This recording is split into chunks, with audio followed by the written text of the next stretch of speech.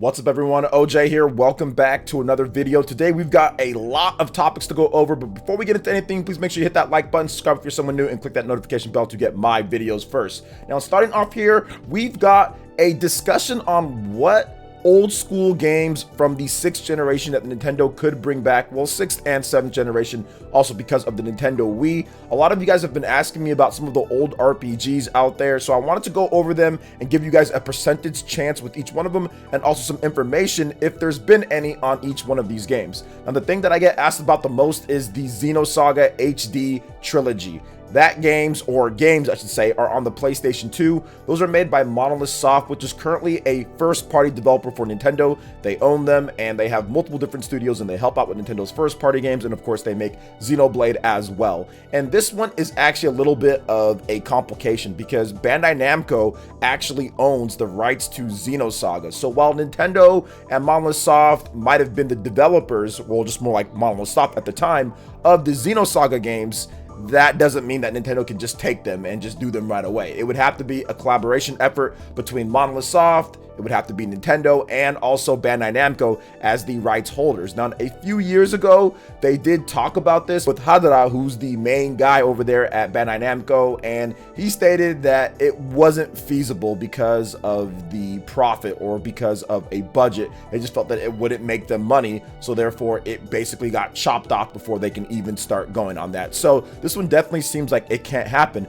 However, there are some stuff coming up that could change their mind. So for example, we have the Dot Hack collection that's coming up for the Nintendo Switch, which was already on the PlayStation 4 for quite some time, and now it's finally coming over to Switch. If those games do well, which never really had that much of a connection to Nintendo fans at all in the first place, and obviously Xenosaga would have a little bit more with the crossover content with Xenoblade Chronicles 2, and also the fact that Monolith Soft developed it, I think that they could reevaluate getting Xenosaga HD trilogy on the Nintendo Switch. So we'll see if that happens. So I'm not saying buy the Dot Hack collection if you want to see Xenosaga. All I'm saying is that there could be a positive effect of potentially greenlighting a Xenosaga HD if the Dot Hack collection does well. Now, moving on to the next thing here is Baten Kaitos. We have the original game, and then we also have the Origins prequel game. Now, these games are, once again, not sure if it's going to come over. We've heard nothing from Monolith Soft, nothing from anybody when it comes to this. Bandai Namco, all of that. We just don't know, and this one just might be lost in time. So I wouldn't be too confident about Baten Kaitos ever coming back at all. But maybe one of these days, if there's GameCube games on the NSO, I think that could happen. So I wouldn't be confident with like a remaster. So for example, Xenosaga, I'd be confident with a remaster of those games, or not confident, but I would say maybe there's a possibility since it was discussed. With Baten Kaitos, I don't think there's going to be any type of remaster or anything like that. Maybe there'll be a continuation of the franchise at some point, but I just don't know what they're going to do with it. And maybe I'm wrong. Maybe there is something going forward. Maybe E3 they show something, but I'm just not confident based on how Nintendo's never talked about these games at all, and there's been nothing about them for more than a decade now.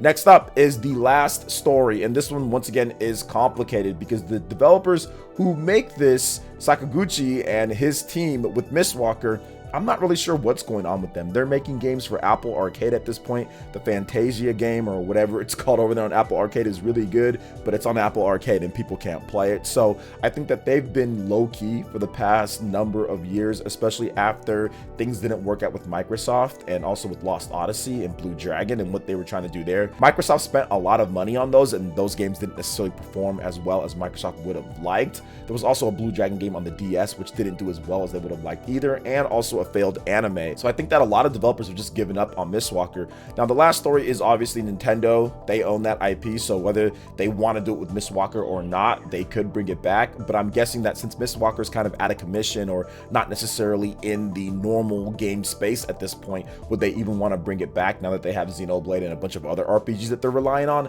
I'm just not sure where Last Story kind of falls into place, but I think that Last Story is a phenomenal Wii game. I think that the Wii kind of holds that game back more so than anything when it comes down to it, just because there's some issues with the type of game that they're trying to make and the system that it was on. But I think that on the Switch, it could be a lot better, but it would just have to come there, and I'm just not sure who would be able to do it. Now, you could remaster it. Obviously, like a remaster would be fantastic, and Nintendo can get a company to do that. I just don't know if they're going to spend the money to get that done in the first place. So we'll see, but there's been nothing on the last story. There's been nothing on Nintendo trying to revive that. There's been nothing on Wii games potentially coming to the NSO service or anything like that. We do have Mario Galaxy, but that was just like a different thing, and that's not even on the eShop anymore because it was part of that collection, but the emulator is there. So maybe it comes in some way, shape, or form, but I'm just not sure exactly how it's going to get done. Now, last but definitely not least is Pandora's Tower, and this game probably has the least chance out of all the games that I talked about today because it was kind of forgotten after it came out. It was a very unique game, very interesting premise, very intriguing story, but at the end of the day, I just don't think that there's enough mindshare with this game out, and out of all of these games, it might be the worst game on the list. But a lot of you guys wanted me to take a look at these franchises and give you guys a synopsis of what could happen with them, and that's pretty much what I've done right here. With probably out of all of these, Xenosaga might have the best chance, with Baiten Kaitos next, and then probably Last Story and Pandora's Tower in that order. So what are your thoughts when it comes to what potential classic RPGs could come to the Nintendo Switch? What are you predicting could come next? Let me know your thoughts in the comment section below. All right, and moving on to the next topic here. We've got some more RPG goodness for you, but this time we're talking sales on the Nintendo Switch and physical copies as well. Now, the official Nintendo.com store online, so don't confuse it with the eShop, has physical copies of 4 great RPGs on the Nintendo Switch on sale right now, although you do have to pay for your own shipping, so it's like $7 plus or something like that, but it still does get you a discount on some really good RPGs. Now, the RPGs on sale here are Xenoblade Chronicles Definitive Edition, Hyrule Warriors Age of Calamity, Fire Emblem Three Houses, and Bravely Default 2. All of those games are $39.99 a pop, and I would recommend all of them. But if I had to break it down one by one, obviously, Xenoblade Chronicles Definitive Edition is an action RPG. Hyrule Warriors is a Muso or Warriors game with the RPG elements in there as an action title. Fire Emblem Three Houses is a strategy RPG, so turn-based strategy RPG, and Bravely Default is more of a traditional turn-based RPG. So they're all kind of different in their own right, so you can pick based on what you like. But if I had to pick one out of all of these games in terms of what is the best game, it's definitely Fire Emblem Three Houses or Xenoblade Chronicles Definitive Edition. Those two games, in my opinion, are just absolutely fantastic when it comes down to everything. Now, Bravely Default 2 and Hyrule Warriors Age of Calamity are also really good. And on top of that, some of you guys might own some of these games. All of these titles here have sold over 1 million copies. Fire Emblem Three Houses, Hyrule Warriors Age of Calamity, and Xenoblade Chronicles Definitive Edition have all sold over 1.5 million copies, and Hyrule Warriors Age of Calamity and Fire Emblem Three Houses have all sold over 3 million copies. So these are all multi-million sellers, big titles. So some of you guys probably have some of them. I just kind of want to break it down and give you my picks out of them, but they're all really good games. They're all super fun. They all have great content, and you'll be playing them for hours. Some of these games you could put up to 100 hours plus in there if you do everything, or heck, maybe even a lot more with some of them. So I do recommend all 4 of these RPGs. And if you want to hear more of my thoughts or individual content on any of them, I've pretty much reviewed every single one of these games on the channel. So you can get my individual reviews if you just look them up with PlayerEssence and just put whatever game that's there that you want to hear more about. It's all right here on the channel. So what do you guys think about this big first-party RPG sale that's going on?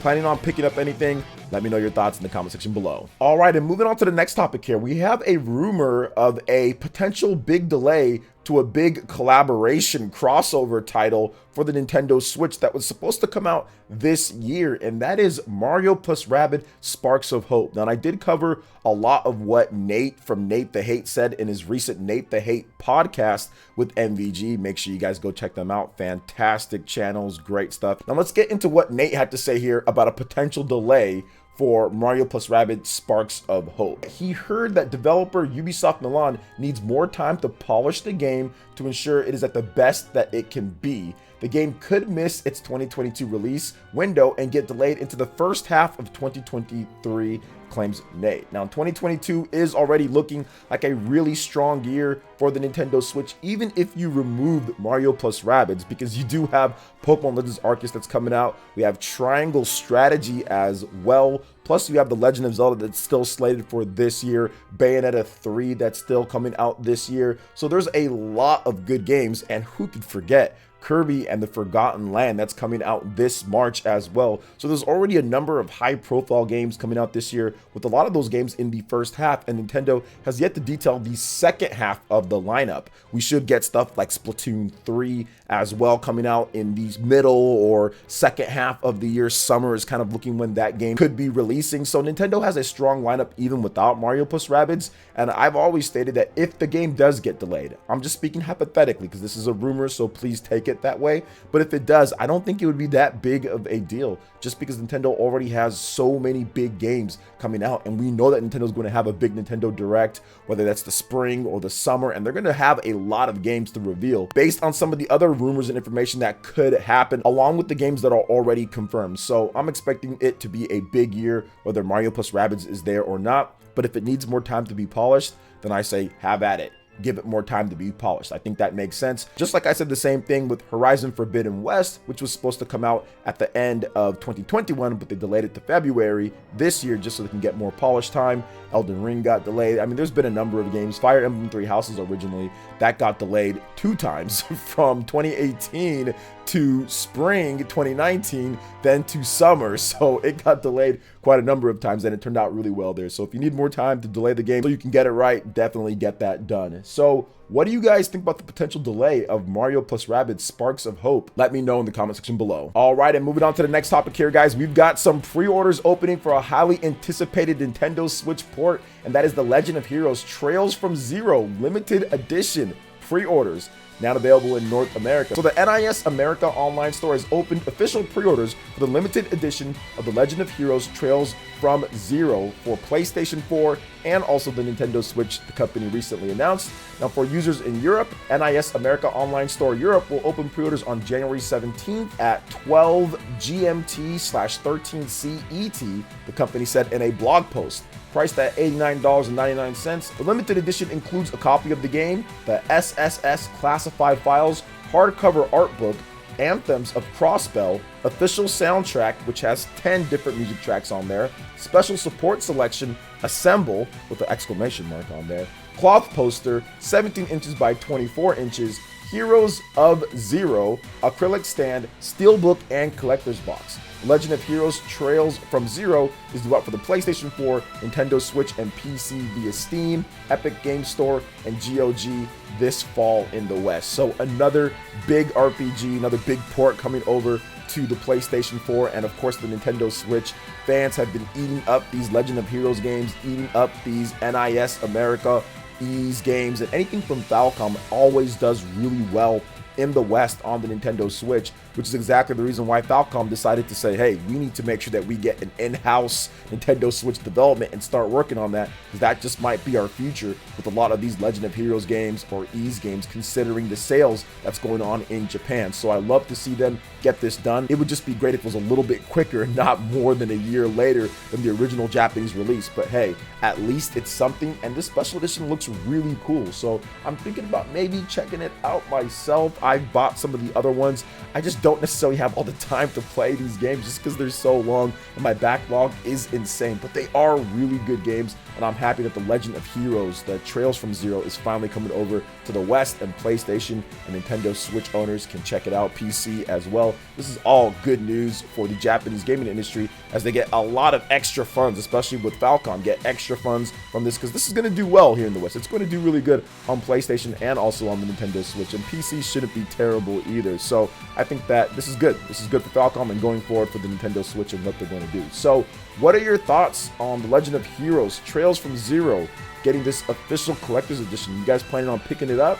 Let me know your thoughts in the comment section below. All right, and moving on to the final topic here, guys. We've got the Famitsu sales from January 3rd, 2021 to January 9th, 2022. And sometimes I think that maybe Famitsu, Nintendo Switch, and ESPN are all connected because we got some 30 for 30 going on here. But it's not a documentary. It's just the Nintendo Switch kind of just dominating things in Japan with another 30 out of 30 software sales for the Japanese sales charts. Now in Japan, this is kind of how they do things. Every single week they'll have the Famitsu sales, and what that does is it counts up the physical retail sales. So it doesn't count digital sales unless it's a digital card, I guess, sold in some of the stores, but for the most part it's all physical boxed retail sales, and they're the only place in the world that will give us dedicated sales with actual sales numbers every single week. It's not a chart just like with no numbers on there, but it's actually the numbers of sales, and it's just for Japan. And every single week it seems like it's dominated, and for a lot of the weeks since the Switch is launched, you've seen most of the titles are Nintendo Switch games, software sold, whether that's first party or third party.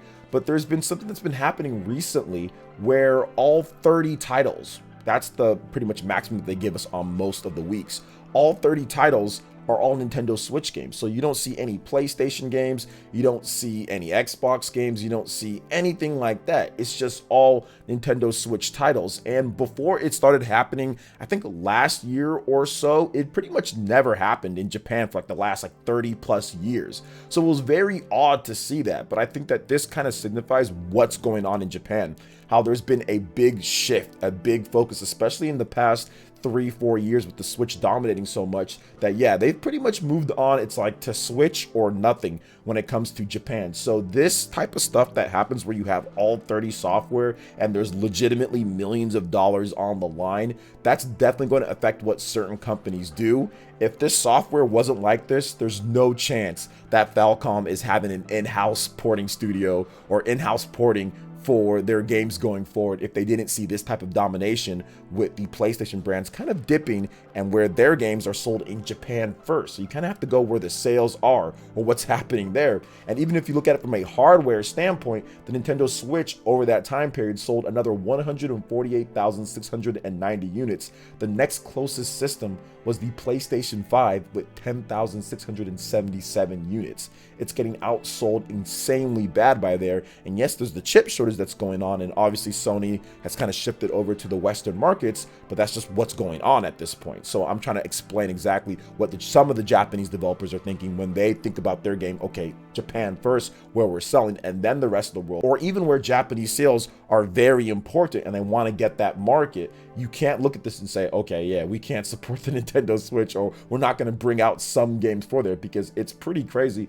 just to see how many titles are all just on Switch here. And a lot of the legacy games too. Nintendo has a number of first-party titles littered throughout this whole thing, as you guys can see. So it's just something to kind of look out for, and we're gonna see how many times this happened during this year, because there's not many massive Japanese games like a Monster Hunter or like a Final Fantasy that is confirmed right now that can come out on PlayStation that could kind of disrupt this and have some long-term staying power. There is stuff like Horizon, which should do okay at launch. There is stuff like Elden Ring, which should be pretty big there, and it should do okay, but how fast will it drop off the charts, you know? So it's going to be interesting to see how this is going forward, since we already got one in 2022 for a 30 for 30 here. So what are your thoughts on all the different topics from what we discussed with the Nintendo Switch sales, what games could be coming back with the old school 6th and 7th generation, the rumors that's going on potentially with Mario plus Rabbids, Sparks of Hope, Delay, Legend of Heroes? Let me know your thoughts in the comment section below. All right, guys, that wraps it up for this video here. Thank you so much for watching. I do appreciate it. Please make sure you hit that like button, subscribe if you're someone new, and click that notification bell to get my videos first. Thanks for watching, and we'll catch you for the next one. Peace.